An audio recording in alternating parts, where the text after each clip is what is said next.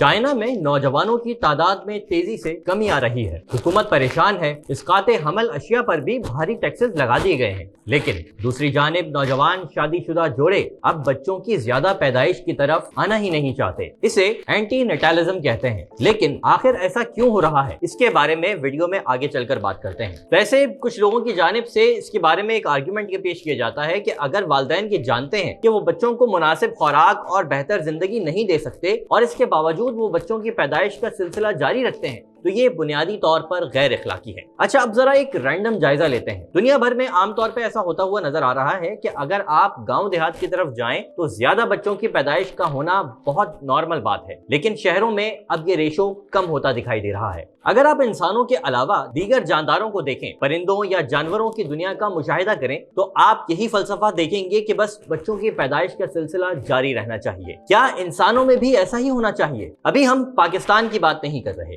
लेकिन दुनिया भर में अब शायद ये नौजवानों की प्रायोरिटी नहीं रही। और अगर हम उमूमी जायजा लें तो ऐसा हमें तकरीबन पूरी दुनिया में ही होता हुआ नजर आ रहा है। ये एक ऐसा मसला है जो बहुत ही संजीदा सवालात को जन्म देता है। दुनिया भर में नौजवान जोड़े आखिर इसमें दिलचस्पी क्यों नहीं ले रहे? जरा सोच कर देखें, एक मुल्क हो जहां कोई जोड़ा बच्चों की पैदाइश ना चाहता हो, वहां 30 साल बाद क्या मंजर होगा? और 50 साल बाद, अच्छा 100 साल बाद आपके ख्याल में वहां के क्या मनाजिर होंगे? और 150 साल बाद उस मुल्क की पूरी आबादी खत्म हो जाएगी। दुनिया में कई इलाके ऐसे हैं जो गोस्ट टाउन कहलाने लगे हैं, क्योंकि वहां इतना सन्नाटा हो चुका है कि दूर दूर तक कोई इंसान ही दिखाई नहीं देता। उन तरक्की याफ्ता ममालिक के खूबसूरत प्लेग्राउंड्स खाली पड़े हैं। आप वहां जाएं तो आपको वहशत आने लगेगी। आइए आपको दुनिया के एक ऐसे मुल्क की तरफ लेकर चलता हूं जहां कई मकामात पर बिल्कुल ऐसी ही सूरत हाल है। मैं बात कर रहा हूं जापान की। नहीं, हम इंतहाई गुंजान आबाद शहर टोक्यो नहीं जाएंगे, बल्कि उससे काफी दूर एक बड़ा सा गांव जिसका नाम है इचिनोनो, हम वहां चलते हैं। ये गांव वैसे तो काफी बड़ा है, लेकिन अब यहाँ महज तकरीबन 50 बाशिंदे ही हयात रह गए हैं। आप इस गांव में जाएंगे तो बज़ाहिर इसकी सड़कों पर तेजी से गाड़ी दौड़ाते हुए आपको इसका एहसास भी नहीं होगा कि इसकी आबादी इतनी कम है। ऐसा इसलिए महसूस होगा क्योंकि उन्होंने जगह जगह बच्चों के खेलते और हाथ हिलाते हुए पुतले लगाए हुए हैं, और कई मकामात पर तो जवां साल लड़के और लड़कियों के पुतले भी दिखाई देते हैं। ऐसा वहां के बाशिंदों ने सन्नाटे और अकेलेपन को दूर करने के लिए किया है। और अब जो आपको इस गांव के बारे में बताने जा रहा हूं वो शायद आपको हैरत का जबरदस्त झटका लगा देगा। इस गांव में गुज़िश्ता 2 दिहाइयों यानी तकरीबन 20 सालों में सिर्फ एक बच्चा पैदा हुआ है। अब आइए आपको इटली लेकर चलता हूं। वहां एक गांव है जिसका नाम मेसियोला है। कहने को ये वहां का गांव है, लेकिन दुनिया के कई ममालिक के शहरों से ज्यादा तरक्की याफ्ता है। लेकिन खाली गलियां, सुनसान सड़कें, सन्नाटे में डूबे प्लेग्राउंड्स और वहशत में डूबी इमारतें। गुज़िश्ता 10 सालों से वहां एक भी बच्चा पैदा नहीं हुआ है। और सिर्फ ये गांव ही नहीं, साल 2023 में इटली के 358 गांव ऐसे रिपोर्ट हुए हैं जहां एक भी बच्चे की पैदाइश नहीं हुई है। इटली के मशहूर शहर वीनिस से 1 घंटे के फासले पर वाक़े एक खूबसूरत टाउन अब तकरीबन वीरान हो चुका है। वहां का जो एक प्राइमरी स्कूल बचा था उसमें भी अब सिर्फ 4 बच्चे रह गए हैं, और उस टाउन का मेयर परेशान है कि स्कूल को बंद करना पड़ सकता है, क्योंकि वहां ये कानून है कि स्कूल में कम अज कम 10 बच्चे होंगे तभी उसको चलाने के लिए फंड्स दिए जाएंगे। अब यहाँ आपके जहन में शायद ये आ रहा होगा कि भाई फिर दुनिया की आबादी कैसे बढ़ रही है? बताता हूँ, आगे चलकर उस पर भी बात करेंगे, लेकिन इससे पहले ये जानना जरूरी है कि ये सब शुरू कहाँ से हुआ। हमने इंसानी तारीख को खंगाला तो पता चला कि ये मामला तकरीबन 2.5 सदी कबल यानी तकरीबन 250 साल पहले ही शुरू हुआ है। इस मौजू पर सबसे बेहतरीन किताब जो मुझे मिली वो जनूबी एशिया के बहुत बड़े मुफक्किर, मुफस्सिर, मुसन्निफ और स्कॉलर सैयद अबुल आला मौदूदी रहमतुल्लाह अलैह, जिनकी फिक्र पूरी दुनिया में फैली और कई तहरीकों को जन्म दिया, उनकी शानदार तसनीफ इस्लाम और ज़ब्ते विलादत है, जिसमें तफसील से इस पूरे मामले का नक्शा खींचा गया है। मौलाना मौदूदी बताते हैं कि यूरोप में इस तहरीक की इब्तिदा 18वीं सदी ईस्वी के अवाखिर में हुई। इसका पहला मौर्रिख गालिबन इंग्लिस्तान का मशहूर माहिर माशियात माल्थुस था। इसके अहद में अंग्रेजी कौम को रोज अफजा खुशहाली के सबब से इंग्लिस्तान की आबादी तेजी के साथ बढ़नी शुरू हुई। उसने हिसाब लगाया कि अगर इंसानी नस्ल अपनी फितरी रफ्तार के साथ बढ़ती रहे तो जमीन उसके लिए तंग हो जाएगी, वसाइल मुआश किफायत न कर सकेंगे और अफजाइश नस्ल के साथ मयार जिंदगी पस्त होता चला जाएगा। لہٰذا انسانی نسل کی خوشحالی، آسائش اور فلاح و بہبود کے لیے ضروری ہے کہ اس کی افزائش وسائل معاش کی وسعت کے ساتھ متناسب رہے اور اس سے آگے نہ بڑھے۔ اس غرض کے لیے اس نے برہمن چرچ کے قدیم طریقے کو رائج کرنے کا مشورہ دیا، یعنی بڑی عمر میں شادی کی جائے اور ازدواجی زندگی میں ضبط نفس سے کام لیا جائے۔ یہ خیالات پہلی مرتبہ 1798 میں اس نے اپنے ایک رسالے An Essay on Population as it Affects the Future Improvements of Society یعنی آبادی اور معاشرے کی آئندہ ترقی پر اس کے اثرات میں پیش کیے تھے۔ اس کے بعد فرانس میں افزائش نسل کو روکنے کی ضرورت پر زور دیا، مگر اس نے اخلاقی ذرائع کو چھوڑ کر دواؤں اور آلات کے ذریعے سے منع حمل کی تجویز پیش کی۔ اس رائے کی تائید میں امریکہ کے ایک مشہور ڈاکٹر چارلس نولٹن نے 1833 میں آواز بلند کی۔ اس کی کتاب دی فروٹس آف فلسفی یعنی ثمرات فلسفہ غالباً پہلی کتاب ہے جس میں منع حمل کے طبی طریقوں کی تشریح کی گئی تھی اور ان کے فوائد پر زور دیا گیا تھا۔ ابتدا میں اہل مغرب نے اس کی طرف کوئی توجہ نہ کی، اس لیے کہ نظریہ اصلاً غلط تھا۔ 19ویں صدی کے آخر تک یورپ کی آبادی تیزی کے ساتھ بڑھتی جا رہی تھی، یہاں تک کہ 75 سال کے اندر قریب دگنی ہو گئی۔ خصوصاً انگلستان کی آبادی میں تو حیرت انگیز اضافہ ہوا جس کی مثال نسل انسانی کی پچھلی تاریخ میں نہیں ملتی۔ 1779 میں اس ملک کی آبادی 12 ملین تھی، 1890 میں 38 ملین تک پہنچ گئی، لیکن اس اضافے کے ساتھ معاشی وسائل میں بھی زبردست ترقی ہوئی۔ صنعت و تجارت میں یہ ممالک تمام دنیا کے اجارہ دار بن گئے۔ ان کی زندگی کا انحصار خود اپنی زمین کی پیداوار پر نہ رہا، بلکہ وہ اپنی مصنوعات کے معاوضے میں دوسرے ممالک سے سامان غذا حاصل کرنے لگے، اور نسل کی زبردست افزائش کے باوجود ان کو کبھی محسوس نہیں ہوا کہ زمین ان کی بڑھتی ہوئی نسلوں کے لیے تنگ ہو گئی ہے یا قدرت کے خزانے ان کی افزائش نسل کا ساتھ دینے سے انکار کر رہے ہیں۔ لیکن آپ نے سنا ہوگا کہ ہر برا اور غلط کام تیزی سے فروغ پاتا ہے۔ کچھ ایسا ہی اس دور میں بھی ہوا۔ 19ویں صدی کے ربع آخر میں ایک نئی تحریک اٹھی جو نیو مالتھس تحریک کہلاتی ہے۔ 1872 میں مسز اینی بیسنٹ اور چارلز بریڈلو نے ڈاکٹر نولٹن کی اسی کتاب ثمرات فلسفہ کو انگلستان میں شائع کیا۔ وہاں کی حکومت نے اس پر مقدمہ چلا دیا۔ مقدمے کی شہرت نے عوام کو اس تحریک کی طرف متوجہ کر دیا۔ 1877 میں ڈاکٹر ڈرزڈل کے زیر صدارت ایک انجمن قائم ہو گئی جس نے ضبط ولادت کی تائید میں نشر و اشاعت شروع کر دی۔ اس کے 2 سال بعد مسز بیسنٹ کی کتاب دی لا آف پاپولیشن یعنی قانون آبادی شائع ہوئی، جس کے 1,75,000 نسخے پہلے ہی سال فروخت ہو گئے۔ 1881 میں یہ تحریک ہالینڈ، بیلجیم، فرانس اور جرمنی میں پہنچ گئی اور اس کے بعد رفتہ رفتہ یورپ اور امریکہ کے تمام متمدن ممالک میں پھیل گئی۔ باقاعدہ انجمنیں قائم ہوئیں جنہوں نے تحریر و تقریر کے ذریعے سے لوگوں کو ضبط ولادت کے فوائد اور اس کے عملی طریقوں سے آگاہ کیا۔ اس کو اخلاقی نقطہ نظر سے جائز بلکہ مستحسن اور معاشی نقطہ نظر سے مفید بلکہ قطعاً ناگزیر بتایا گیا۔ اس کے لیے دوائیں ایجاد کی گئیں، آلات بنائے گئے، عام لوگوں کی دسترس تک ان چیزوں کو پہنچانے کا انتظام بھی کیا گیا۔ جگہ جگہ ضبط ولادت کے متب یعنی برتھ کنٹرول کلینکس قائم کیے گئے جہاں عورتوں اور مردوں کو ضبط ولادت کے لیے ماہرانہ مشورے دیے جانے لگے۔ اس طرح اس نئی تحریک نے بہت جلدی فروغ پا لیا، لیکن دور جدید میں اس تحریک کے پھیلنے کی اصل وجہ وہ نہیں ہے جس کی بنا پر ابتدا میں مالتھوس نے افزائش نسل کو روکنے کا مشورہ دیا تھا، بلکہ دراصل یہ نتیجہ ہے مغرب کے جدید صنعتی انقلاب یعنی انڈسٹریل ریولوشن کا، سرمایہ دارانہ نظام یعنی کیپٹلزم کا، مادہ پرست تہذیب یعنی مٹیریلزم کا، اور نفس پرست تمدن یعنی سیلفش سویلائزیشن کا۔ آئیے ان سب کو ذرا ڈیٹیل میں سمجھتے ہیں۔ مولانا مودودی کہتے ہیں کہ یورپ میں جب مشین ایجاد ہوئی اور میس پروڈکشن کا سلسلہ شروع ہوا تو دیہات کی آبادیاں کھیتی باڑی چھوڑ کر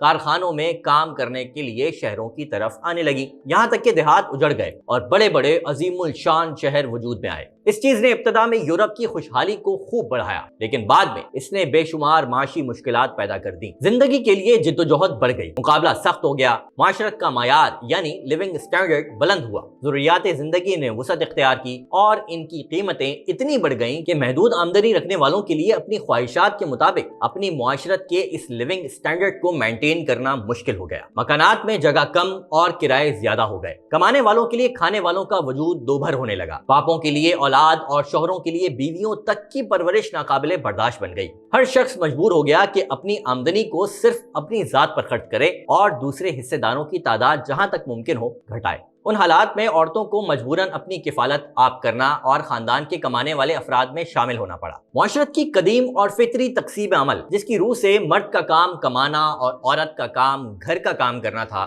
باطل ہو گئی عورتیں کارخانوں اور دفتروں میں خدمت کرنے کے لیے پہنچ گئیں، اور جب کسب معیشت کا بار ان کو سنبھالنا پڑا تو ان کے لیے مشکل ہو گیا کہ افزائش نسل اور پرورش اطفال یعنی بچے پیدا کرنے اور ان کو پالنے کی اس خدمت کو بھی ساتھ ساتھ ادا کر سکیں جو فطرت نے ان کے سپرد کی ہے۔ جدید تہذیب و تمدن نے بھی ایسے اسباب فراہم کر دیے ہیں جو افزائش نسل سے عام نفرت پیدا کرنے والے ہیں۔ مادہ پرستی نے لوگوں میں انتہا درجے کی خود غرضی پیدا کر دی ہے۔ ہر شخص اپنی آسائش کے لیے زیادہ سے زیادہ اسباب فراہم کرنا چاہتا ہے اور پسند نہیں کرتا کہ اس کے رزق میں کوئی دوسرا حصہ لے، خواہ وہ اس کا باپ، بھائی، بہن، حتیٰ کہ اس کی اولاد ہی کیوں نہ ہو۔ ہم جب مولانا مودودی کے قلم سے لکھے ان حالات کو پڑھ اور سن رہے ہیں تو یقیناً آپ کے ذہن میں بھی آج کے حالات سے مطابقت رکھنے والی چیزیں چل رہی ہوں گی۔ میری طرح آپ کو بھی یہی لگ رہا ہوگا کہ یہ سب تو آج بھی ہو رہا ہے، تو پھر آج جو ہو رہا ہے اس کے نتائج جو ہو رہے ہیں اس کے بارے میں بھی ویڈیو میں آگے چل کر ہم ضرور بات کریں گے۔ آئیے واپس مولانا مودودی کی کتاب کی طرف چلتے ہیں اور دیکھتے ہیں مولانا آگے کیا فرماتے ہیں۔ ایک فرانسیسی مصنف پال بیورو اپنی تصنیف ٹوورڈز مورل بینکرپسی میں لکھتا ہے کہ فرانس میں ضبط ولادت پر عمل کرنے والے جوڑوں سے جب وہ وجوہ معلوم کرنے کی کوشش کی گئی جن کی بنا پر وہ اولاد کی پیدائش روکنے کی کوشش کرتے ہیں تو پتہ چلا کہ بہت ہی کم لوگ ایسے ہیں جو کثرت عیال اور قلت مال کی بنا پر ایسا کرتے ہیں۔ زیادہ تر لوگوں کے محرکات یہ ہیں: اپنی مالی حالت بہتر بنانا اور معیار زندگی کو بلند رکھنا، اپنی جائیداد کو چھوٹے چھوٹے حصوں میں تقسیم ہونے سے بچانا، اکلوتے بچے کو بہت اعلیٰ درجے کی تعلیم دینا اور شاندار مستقبل کی جستجو کے لیے تیار کرنا، بیوی کے حسن اور نزاکت کو حمل اور پرورش اطفال کی کھکیڑ سے بچانا، اپنی سیر و تفریح کی آزادی کو محفوظ رکھنا، اس خطرے کی روک تھام کہ بچوں والی ہو کر بیوی بچوں ہی کی نہ ہو کر رہ جائے اور شوہر کا لطف کرکرانا ہو جائے۔ مولانا مودودی اس کا دوسرا بہت ہی اہم فیکٹر بتاتے ہیں۔ وہ کہتے ہیں کہ عورتوں میں تعلیم، آزادی اور مردوں کے ساتھ آزادانہ اختلاط نے ایک نئی ذہنیت پیدا کر دی ہے جو فطری وظائف سے ان کو روز بروز منحرف کرتی چلی جا رہی ہے۔ وہ گھر کی خدمت اور بچوں کی پرورش کو ایک گھنونا کام سمجھتی ہے اور اس سے جی چراتی ہیں۔ ان کو دنیا کی ہر چیز سے دلچسپی ہے، مگر نہیں ہے تو گھر اور اس کے کام کاج اور بچوں کی نگہداشت سے۔ بیرون خانہ کے لطف چھوڑ کر اندرون خانہ کی مشقت برداشت کرنا وہ حماقت سمجھنے لگی ہیں۔ مردوں کے لیے جاذب نظر بننے کے لیے وہ لاغر انداز، نرم و نازک، حسین اور جوان بنی رہنا چاہتی ہیں۔ ان اغراض کے لیے وہ زہریلی دوائیں تک کھا کر جان دے سکتی ہیں۔ کچھ عرصہ قبل نیو یارک کے ہیلتھ کمشنر نے ایک تنبیہ شائع کی تھی کہ عورتیں لاغر انداز بننے کے لیے ایک دوا کثرت سے استعمال کر رہی ہیں جس کا نام ڈینیکٹری فینول ہے۔ تجربے سے ثابت ہوا ہے کہ یہ دوا سخت زہریلی ہے اور اب تک بہت سی عورتیں اس کی سمیت سے مر چکی ہیں۔ یہاں یہ ذہن میں رکھنے کی ضرورت ہے کہ یہ جو حالات مولانا مودودی بتا رہے ہیں یہ ایک صدی سے بھی زائد عرصہ پرانے ہیں، لیکن آج کی صورتحال اس سے بھی بدتر ہے، اور آج کے دور میں عورتیں خود کو خوبصورت اور جوان بنائے رکھنے کے لیے کیا کچھ کر رہی ہیں اس کے بارے میں بہت جلد ہم اپنی ڈیٹیل ویڈیو میں ضرور بتائیں گے۔ آئیے کتاب کی جانب واپس چلتے ہیں۔ مولانا کہتے ہیں کہ حالات یہ تھے کہ دوسری جانب بچے جن کر عورتیں اپنی صحت خراب کرنا پسند نہیں کرتی، کروڑوں روپیہ اپنے بناؤ سنگھار اور اپنے لباس پر خرچ کر سکتی ہیں، مگر بچوں کی پرورش کے لیے ان کے بجٹ میں گنجائش نہیں نکلتی۔ میں آگے بات کرنے سے پہلے اس کتاب کی اشاعت کے حوالے سے آپ کو بتاتا چلوں کہ یہ ایک مضمون کی صورت میں مولانا نے 1935 میں لکھی تھی، پھر اس کی کتابی شکل میں اشاعت 1943 میں ہوئی اور بعد ازاں اس کے نئے ایڈیشن کی اشاعت مزید جدید معلومات کے اضافے کے ساتھ 1961 میں ہوئی۔ ابھی تک میں نے جو آپ کو حالات سنائے ہیں وہ پہلے ایڈیشن سے سنائے ہیں۔ مولانا مودودی کہتے ہیں کہ جس اخلاقی خطرے کو محسوس کر کے اب سے 7-8 برس پہلے میں نے یہ مضمون لکھا تھا وہ کم نہیں ہو رہا بلکہ روز بروز بڑھ رہا ہے، اور غالباً موجودہ جنگ کے بعد اس میں اور زیادہ اضافہ ہوگا۔ اس لیے مغرب سے آئی ہوئی ہر وبا کا استقبال کرنے والوں کو سیدھی راہ دکھانے کی ضرورت اب پہلے سے بھی زیادہ شدید ہے۔ یہاں یہ وضاحت کرتا چلوں کہ جنگ سے مراد دوسری جنگ عظیم ہے۔ آگے مولانا مودودی لکھتے ہیں کہ اس جنگ میں ایک عظیم الشان قوم یعنی فرانس ان غلط اخلاقی و تمدنی نظریات کا نہایت عبرتناک انجام دیکھ چکی ہے جو 18ویں اور 19ویں صدی کی احمقانہ حریت فکر کے زیر اثر اختیار کیے گئے تھے، جو طاقت مدتہائے دراز تک دنیا کی اول درجے کی طاقتوں میں شمار ہوتی رہی ہے، اب وہ ایک دوسرے بلکہ تیسرے درجے کی طاقت بنتی نظر آتی ہے۔ اس کی وہ سلطنت جو 4 بر اعظموں پر پھیلی ہوئی تھی ہماری آنکھوں کے سامنے پارا پارا ہو رہی ہے۔ اس کے مدبر اعظم مارشل پیتا نے خود جون 1940 کی شکست کے بعد اعلانیہ اس کا اعتراف کیا ہے کہ ہماری یہ ذلت ہماری اپنی نفس پرستیوں کا نتیجہ ہے، اور دنیا کے اہل بصیرت نے بالاتفاق اس کی شکست کے اسباب میں سب سے اہم وجہ اس کی شرح پیدائش کے مسلسل انحطاط کو قرار دیا ہے۔ خود مارشل پیتا کے الفاظ میں اس کا ایک بنیادی سبب قلت اطفال ہے۔ وہ لکھتے ہیں کہ too few children, too few arms, too few allies, those were the reason few are۔ اس کے بعد دنیا کی دوسری عظیم تر قوم یعنی برطانیہ کو بھی اب یہی خطرہ درپیش ہے۔ چنانچہ حال میں ہی مسٹر چرچل کے صاحبزادے مسٹر رینڈ ولف چرچل نے تقریر کرتے ہوئے کہا، میں نہیں سمجھتا کہ ہماری قوم بالعموم اس خطرے سے آگاہ ہو چکی ہے کہ اگر ہماری شرح پیدائش اسی طرح گرتی رہی تو ایک صدی کے اندر جزائر برطانیہ کی آبادی صرف 40 لاکھ رہ جائے گی، اور اتنی کم آبادی کے بلبوتے پر برطانیہ دنیا کی ایک بڑی طاقت نہیں رہ سکے گا۔ پھر اس شرح پیدائش کی کمی کے اسباب پر گفتگو کرتے ہوئے کہتے ہیں، برطانوی لوگوں میں اپنے معاشرتی مرتبے کا خیال بہت زیادہ ہے اور وہ نہایت مبالغے کے ساتھ اپنے اس مرتبے کو قائم رکھنے کی کوشش کرتے ہیں۔ ان کے ہاں قصداً افراد خاندان کی تعداد کم تر رکھنے کی صحیح کی جاتی ہے، کیونکہ بچے 1-2 سے زیادہ ہو جانے کی صورت میں انہیں خوف ہوتا ہے کہ ہم اپنے بچے کو اس شان کے ساتھ مدرسے نہ بھیج سکیں گے جس کے ساتھ ان کے ہمسائے کے بچے جاتے ہیں، اور اس سے معاشرت میں ان کی حیثیت گر جائے گی۔ یورپ کے جن دوسرے ممالک کو پچھلے دنوں جنگ کے افریت نے پامال کیا ہے، ان میں سے اکثر انہی غلط تمدنی نظریات کی بھینٹ چڑھے ہیں، کیونکہ انہوں نے اپنی حماقت سے زندگی کے وہ طریقے اختیار کیے جنہوں نے ان کی قوی طاقت کو گھن لگا دیا۔ لیکن جن لوگوں کو دنیا میں آنکھیں بند کر کے چلنے کی عادت ہے، وہ ان واقعات سے کوئی عبرت حاصل نہیں کرتے اور ظاہر فریب سائنٹیفک زبان میں جو نظریات کاغذ پر لکھے گئے ہیں انہی کی پیروی کرتے چلے جاتے ہیں۔ حالانکہ تجربے کی کسوٹی جس نے آج تک کسی ملمع ساز کے ساتھ رعایت نہیں کی ہے، اس چمکدار کھوٹ کا راز کبھی فاش کر چکی ہے۔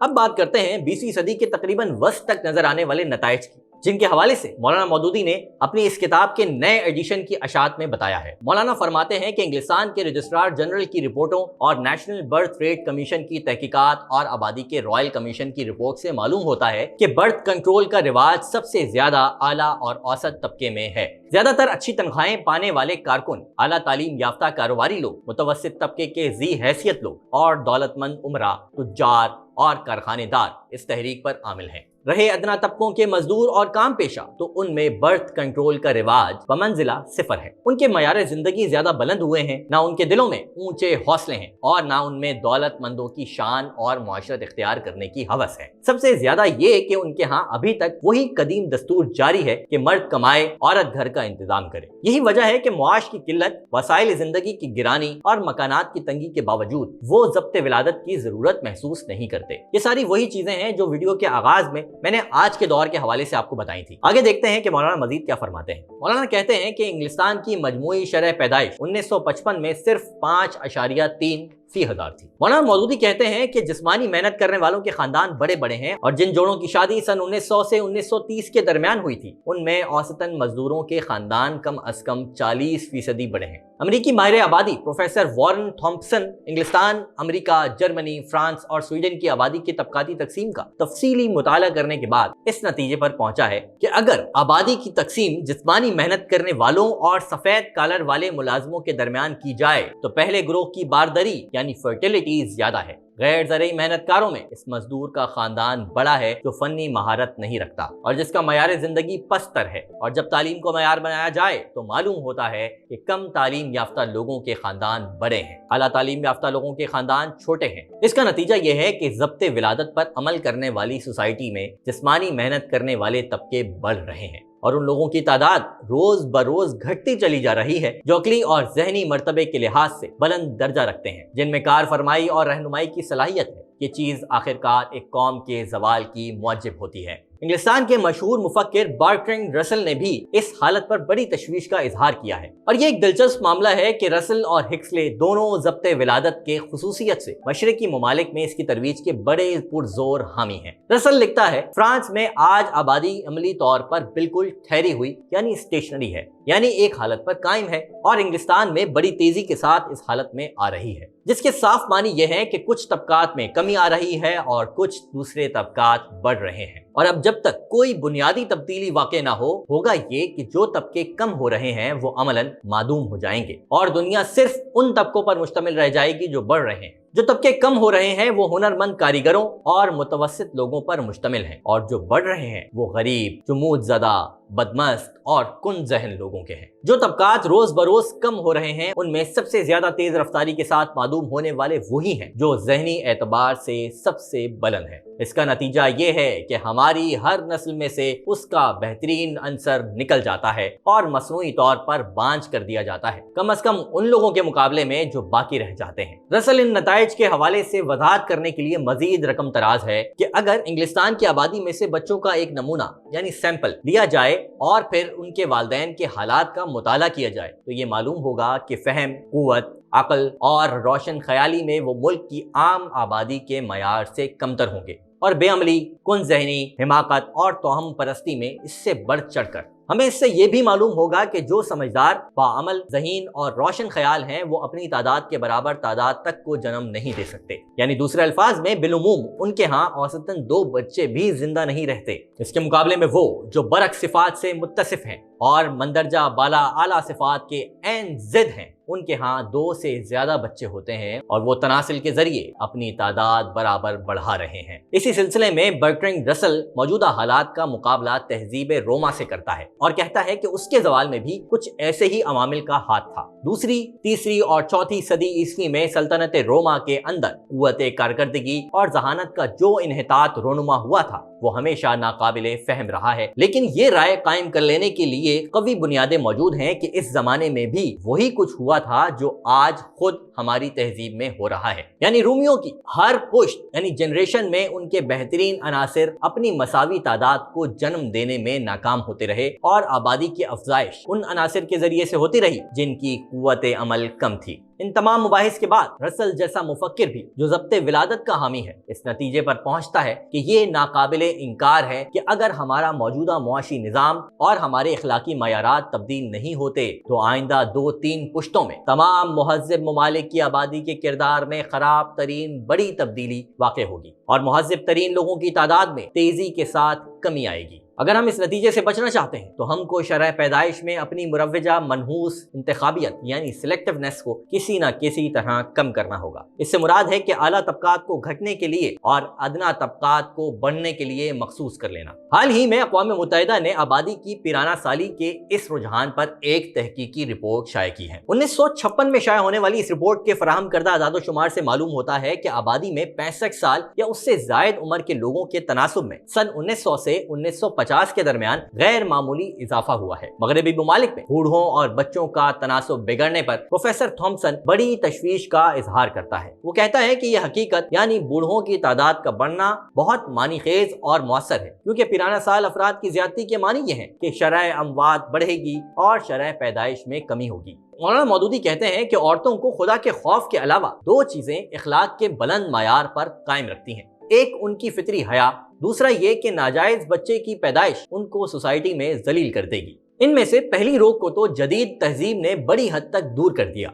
रक्स और सुरूद, नाइट क्लब्स और शराब नोशी की महफिलों में मर्दों के साथ आजादाना शिरकत के बाद हया कहाँ बाकी रह सकती है। रहा नाजायज औलाद की पैदाइश का खौफ तो ज़ब्ते विलादत के रिवाज आम ने इसको भी बाकी न रखा। अब औरतों और मर्दों को जिना का आम लाइसेंस मिल गया है और जिना की कसरत के साथ अमराज खबीसा का होना जरूरी है। इंग्लिस्तान का हाल यह है कि हर साल वहाँ 80,000 से ज्यादा नाजायज बच्चे पैदा होते हैं। जो सीजन कॉन्फ्रेंस की रिपोर्ट की रूह से 1946 में हर 8 में से 1 बच्चा नाजायज था और हर साल तकरीबन 1 लाख औरतें दायरे निकाह के बाहर हामला होती थीं। डॉक्टर ऑसवर्ल्ड शुवार्ट्ज लिखता है, हर साल औसतन 80,000 औरतें नाजायज औलाद को जन्म देती हैं। मोहताद अंदाजे के मुताबिक हर 10 में से 1 औरत शादी के बाहर ताल्लुक कायम करती है। इस फहरिस्त में जो औरतें शामिल हैं उनमें से 40% की उम्र नाजायज विलादत के वक्त 20 साल से कम, 30% की 20 साल और 20% की 21 साल थी। यह आदादोशुमार बजाय खुद बड़े परेशान कुन है, लेकिन हमें याद रखना चाहिए कि ये सिर्फ उन मामलात के आदादोशुमार हैं जिनमें कुछ न कुछ खराबी पैदा हो गई थी। यानी ज़ब्ते विलादत की सारी तदबीरों के बावजूद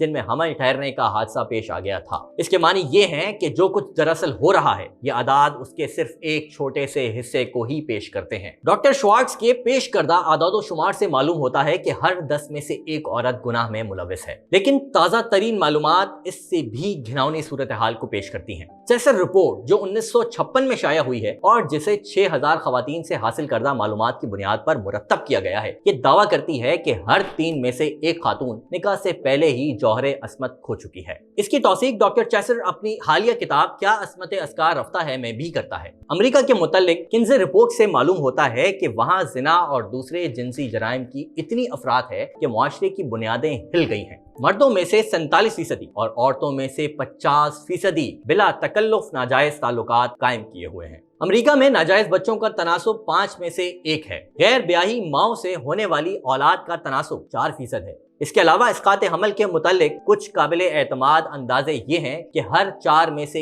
1 हमल जाया कर दिया जाता है। बल्कि सैन फ्रांसिस्को के मुतालिक तो टाइम मैगजीन के बकौल 1945 में 400 विलादतों के मुकाबले में 18,000 इसकात हुए। इसी तरह जराइम, खुसूसियत से जिनसी जराइम का मुताला किया जाए तो मालूम होता है कि वो रोज बरोज बढ़ रहे हैं। इंग्लिस्तान में पुलिस के नोटिस में जो काबिले 10 जुर्म आए हैं उनमें मंदरजा झेल रफ्तार से इजाफा हो रहा है। अगस्त 1961 के रीडर्स डाइजेस्ट में चार्ल्स कीथ और विल्फ्रेड ग्रोक्टेरिक्स का एक मजमून शाया हुआ है जिसमें वो बताते हैं कि बरतानिया के बड़े शहरों मसलन लंदन, बर्मिंघम, लिवरपूल वगैरह में अमराज़े खबीसा असर-ए-नौ बड़े जोर से फैल रहे हैं। नई जरासीम कुछ दवाओं की बदौलत कुछ मुद्दत तक इन अमराज को दबाने में जो कामयाबी हुई थी वो नाकामी में बदल चुकी है। 1956 से 1959 तक 4 बरस की मुद्दत में मुख्तलिफ इकसाम के अमराज़े खबीसा के अंदर 20% इजाफा हो चुका है। 1959 में सिर्फ सुजाक यानी गनोरिया के नए मरीज 31,000 थे, यानी 1955 के मुकाबले में 70% इजाफा। और ये आदाद सिर्फ उन बीमारियों के हैं जो अमराज़े खबीसा का इलाज करने वाले मखसूस मराकज में आए हैं। जो मरीज आम प्रैक्टिस करने वाले डॉक्टरों और प्राइवेट माहिरीन के पास जाते हैं या जो सिरे से इलाज के लिए जाते ही नहीं, वो इस तादाद में शामिल नहीं है। फिर वो बताते हैं कि अमराज़े खबीसा की ये वबा बड़े पैमाने पर सारी कौम में फैल रही है और इसका सबसे ज्यादा अफसोसनाक पहलू ये है कि 20 साल से कम उम्र के नौजवान लड़के और लड़कियों में इसका जोर बढ़ रहा है। हाल ही में चंद डॉक्टरों ने 1948 से अब तक के एदादो शुमार का मुकाबला करके ये रिपोर्ट दी है कि 18 से 19 साल तक की उम्र के नौजवानों में 1 साल के अंदर लड़कों के सुजाक यानी गनोरिया की तादाद 36% और लड़कियों के सुजाक यानी गनोरिया की तादाद 28% बढ़ गई है। बरतानिया की मरकजी कौंसिल बराए तालीम सेहत के डायरेक्टर AJ डेल्जल-वॉर्ड का अंदाजा है कि 20 साल से कम उम्र के लोगों में अमराज़े खबीसा की एक कसरत इससे पहले कभी ना हुई थी। लंदन के सिर्फ एक अस्पताल में बैक वक्त इस उम्र के 490 मरीज मौजूद थे। लिवरपूल में अमराज़े खबीसा के मरीजों की निस्फ तादाद 14 से 21 साल तक की उम्र की थी। कमोबेश यही सूरत हाल दूसरे मुल्कों की भी है। वर्ल्ड हेल्थ ऑर्गेनाइजेशन की एक हालिया कॉन्फ्रेंस में 16 मुल्कों की तरफ से ये रिपोर्ट पेश की गई थी कि इनके यहाँ आतिशिक और सुजाक यानी सिफिलिस और गनोरिया एक खौफनाक वबा की तरह फैल रहे हैं। इटली में 1958 और 1959 के दरमियान आतिशिक यानी सिफिलिस के मरीज 3 गुना ज्यादा हो गए और डेनमार्क में दुगने। ये हालात साफ बता रहे हैं कि ज़ब्ते विलादत ने जदीद दुनिया की इज्तिमाई जिंदगी में गुनाह का जो दरवाजा खोला है उससे जिना, जिनसी जराइम और अमराज़े खबीसा के इफरीत दनदनाते हुए दाखिल हो रहे हैं और उन्होंने पूरे समाज को अपनी तबाहकारियों की लपेट में ले लिया है। क्या मैं ये बताता चलूं कि इन दोनों बीमारियों का आज तो इलाज मुमकिन है, लेकिन उस दौर में ये खतरनाक तरीन बीमारियों में शामिल थी जिनका इलाज बहुत मुश्किल था, लेकिन आज इनकी जगह एड्स जैसी जानलेवा बीमारी ले चुकी है। आइए मौलाना मौदूदी की इस तसनीफ की तरफ वापस चलते हैं। मौलाना फरमाते हैं कि कुछ अरसा कबल लंदन की एक अदालत तलाक में 1.5 मिनट के अंदर 15 निकाह फस्ख कराए गए और बिला इस्तिस्ना वो सब के सब ऐसे जोड़े थे जिनके यहाँ औलाद ना हुई थी। माहिर इमरानियात बिलुमूम ये कह रहे हैं कि कसरत तलाक में बच्चों का ना होने का बहुत बड़ा दखल है, बल्कि इस पर उनमें तकरीबन इत्तेफाक राय पाया जाता है। टालकॉट पार्सन्स अपनी किताब the stability of the American family system में वाज़ेह आदादो शुमार देकर इस राय का इजहार करता है कि बहुत बड़ी हद तक तलाकें शादी के अवलीन सालों में बे औलाद जोड़ों में होती हैं और हो रही हैं। जब एक बार लोगों के यहाँ औलाद होने लगती है तो फिर उनमें मुत्तहिद रहने के इम्कानात बहुत ज्यादा हो जाते हैं। इस तरह बारन्स और रियोडी अपनी तहकीकात का निचोड़ इस तरह बयान करते हैं। तलाक हासिल करने वाले जोड़ों में से 2/3 बे औलाद हैं और उनमें से 5वें हिस्से के यहाँ सिर्फ एक बच्चा है। हकीकत यह है कि तलाक और बे औलाद शादी में एक वाज़ेह और बय्यन ताल्लुक है। मशहूर अंग्रेजी रिसाला साइकोलॉजिस्ट के जून 1961 के अशात में इस अमर का एतराफ किया गया है कि एक आम शादीशुदा जोड़े को साहिब औलाद होना चाहिए। जो लोग औलाद को मुअख्खर करते हैं बाद में उन्हें इस पर नादिम होना पड़ता है। लावल्द शादियां नित नए मसाइल को जन्म देती हैं और ख्वाह ज़ौजैन एक दूसरे से मुतमईन ही हो, वक्त गुजरने के साथ साथ उनमें एक शदीद किस्म की बदमज़गी और बेतकल्लुफी मुसल्लत हो जाती है, गोया कि वो अपने सफर के इख्तिताम पर पहुंच गए हैं। माहिर इमरानियात हमें बराबर मुतनब्बे कर रहे हैं कि शरह तलाक उन घरों में सबसे ज्यादा है जो औलाद से महरूम है। इसकी वजह बहुत वाज़ेह है। इस सूरत में माँ और बाप बनने की बुनियादी फितरी और जिबली ख्वाहिश पूरी नहीं होती। ये चीज औरत के मामले में खुसूसियत से बड़ी अहम है। ज़ब्त विलादत से इसकी मादरी जिबिल्लत का गला घोंट दिया जाता है जिससे उसका निज़ाम आसाब परागंदा हो सकता है। اس کی صحت تباہ ہو سکتی ہے اور زندگی میں اس کی تمام خوشی اور دلچسپی خاک میں مل سکتی ہے۔ ڈاکٹر فریڈمین اور ان کے 5 رفقا کی تحقیقات بھی اسی نتیجے کی نشاندہی کرتی ہیں۔ وہ اپنی اور دوسرے لوگوں کی تحقیقات کی بنیاد پر لکھتے ہیں کہ طلاق کی شرح سب سے زیادہ ان خاندانوں میں ہے جن میں شادی کا نتیجہ اولاد سے محرومی اور بچوں کی تعداد میں کمی ہے۔ ضبط ولادت پر عامل ممالک میں جس رفتار سے طلاق کا اضافہ ہو رہا ہے وہ غیر معمولی اہمیت کا حامل ہے۔ انگلستان کے متعلق ڈاکٹر آزورلڈ شوارز لکھتا ہے، گزشتہ نصف صدی سے طلاقوں کا سیلاب جس رفتار سے بڑھ رہا ہے اس میں وبا کی سی تیزی اور زہرناکی پائی جاتی ہے۔ 1914 میں اس ملک میں 856 طلاقیں واقع ہوئی تھیں۔ 1921 میں ان کی تعداد 3522 ہو گئی۔ 1928 میں 4000، 1946 میں یہ تعداد بڑھ کر 35874 تک پہنچ گئی۔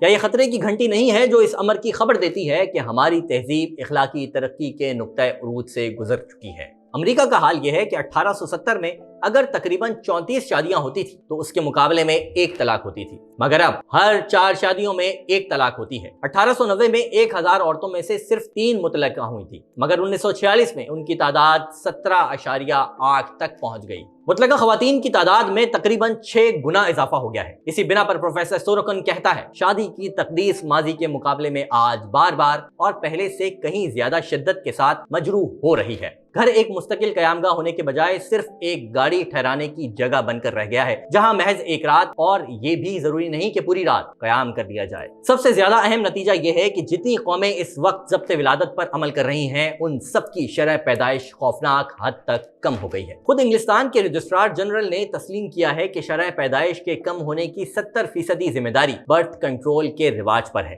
انسائکلوپیڈیا برٹانیکا میں بھی تسلیم کیا گیا ہے کہ مغربی ممالک کی شرح پیدائش کو گھٹانے میں ضبط ولادت کے مصنوعی ذرائع کا حصہ سب سے زیادہ ہے۔ رائل کمیشن آف پاپولیشن 1949 کی رپورٹ کے مطابق معلوم ہوتا ہے کہ جن لوگوں کی شادیاں 1910 سے پہلے ہوئی تھیں ان میں سے صرف 16% ضبط ولادت پر عامل تھے، لیکن 1940 سے 1942 کے بعد 74% شادی شدہ جوڑے اس طریقے پر عمل کر رہے ہیں۔ اسی سلسلے میں رائل کمیشن یہ صراحت کرتا ہے کہ اس ملک اور دوسرے ممالک میں بڑی قوی شہادتیں ایسی موجود ہیں جو یہ ثابت کرتی ہیں کہ شرح پیدائش میں کمی ضبط ولادت اور خاندان کی بالارادہ تحدید کا نتیجہ ہے۔ یہ انہی کا اثر ہے کہ شرح پیدائش اس سے کم تر ہے جتنی ان طریقوں کے استعمال نہ کرنے کی صورت میں ہوتی۔ جہاں آپ کو وہ سوال یاد ہوگا کہ دنیا کے کئی ممالک میں آبادی کم ہو رہی ہے، بچوں کی پیدائش کا سلسلہ بہت حد تک سست ہو چکا ہے، تو پھر دنیا کی آبادی میں مجموعی طور پر اضافہ کیسے ہو رہا ہے؟ اس کے ساتھ ہی ایک اور بڑا سوال بھی ہے، پاکستان میں یہ سب کچھ کیوں اور کیسے شروع ہوا؟ سب سے اہم سوال یہ ہے کہ اسلام اس بارے میں کیا کہتا ہے۔ اس موضوع کی اگلی ویڈیو یعنی اس کے دوسرے حصے میں ہم ان تمام سوالات کے مدلل جوابات دینے کی کوشش کریں گے، دیکھنا مت بھولیے گا۔